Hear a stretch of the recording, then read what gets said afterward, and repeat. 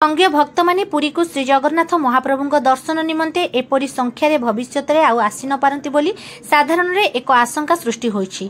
पश्चिमबंगर दीघा को एक धाम और सेठारे समुद्र को महोदधी भाव नामकरण करिसेंती। निजर संख्यालघु प्रेम और गोमांस प्रसंग में तांकर खोलाखोली समर्थन पर कुख्यात थिबा मुख्यमंत्री सुश्री ममता बानार्जी पश्चिमबंग सरकार दीघारे 250 कोटी टंका व्यय एक नूतन जगन्नाथ मंदिर निर्माण करिसेंती। अक्षय तृतीया दिन मुख्यमंत्री ममता द्वारा तार उद्घाटन करा जायछि। देश भितर और विदेश में शह शह नूतन जगन्नाथ मंदिर प्रतिष्ठा करा जायछि, किंतु नूतन धाम कर अपचेष्टा प्रथम। भगवत्पाद आदि शंकर भारतर चारिकोण 4टी धाम प्रतिष्ठा करथिले। गत हजार हजार वर्ष धरी सेही धाम माने सनातनी हिंदू मानकर आस्थार केन्द्र होई रही आसिछंती।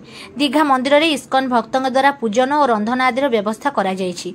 पुरी श्रीमंदिर कौनसी पुष्पालक सेवक और सुपकार सेवक जेपरी दीघा मंदिर में सेवा प्रदान न करती से संपृक्त दुई नियोजकों पक्षर सतर्क सूचना जारी करा जायछि। किंतु दक्षिणा और प्रचार लोभ पुरीर 5-7 जन दयिता सेवकों को दीघा नहीं जाई सेठा मंदिर प्रतिष्ठा सेवारे लगाई देछि। दयिता नियोगर संपादक तथा होटेल व्यवसायी रामकृष्ण दास महापात्र नेतृत्व में संपृक्त दयिता सेवक माने दीघा जाइछंती। दयिता सेवा श्रीमंदिर एक गुप्त सेवा सामग्री और व्यवस्था आदि को बाहर प्रकाश करथिबा सेही सेवक मानक निमंते मंदिर और पुरी सहर केउ दंड विधान करुछंती एबे ता उपर तथ्यविज्ञ महलर आखि।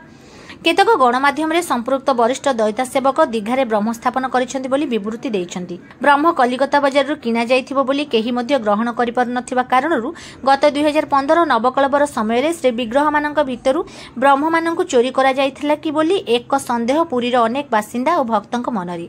श्री जगन्नाथ सेनार आवाहक एडवोकेट प्रियदर्शन पट्टनायक दीघा मंदिर प्रसंग में मुख्यमंत्री ममता और पुरीर संपृक्त सेवक मानक तीव्र समालोचना करिसेंती।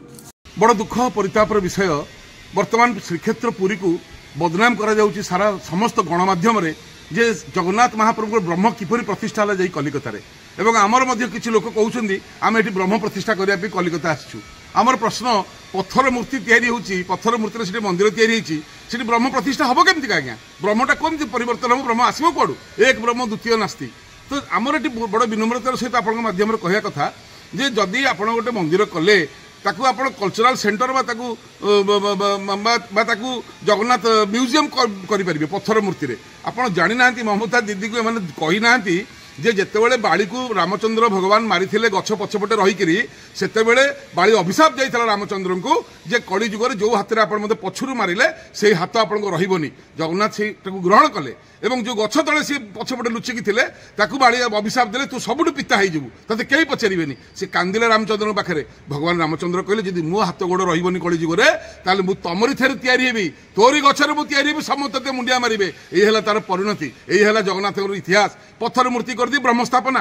किंतु बेंगल सागरे आमर संपर्क अच्छी जगन्नाथ कारण जगन्नाथ घाट बोली जहाँ कहते यहाँ ममता बानार्जी जानी ना गोमांस खाऊँ सी कौन धर्म आलोचना करेंगे। जगन्नाथ घाट गंगा कूलू विश्वर महांती कला पहाड़ ठारू ब्रह्म को उद्धार करके आनी मृदंगे बोली आज जगन्नाथ बसचंती यहाँ संपर्क बेंगल सागरे ओडिशार ब्रह्म को सेठू सुरक्षा देके आनी गंगा घाट जगन्नाथ घाट जोटा कहते सेठी मंदिरटा करते गोटे धार्मिक परंपरा सृष्टि होता दीघारे कर देखिए कहते महोदधी यहाँ जगन्नाथ धाम।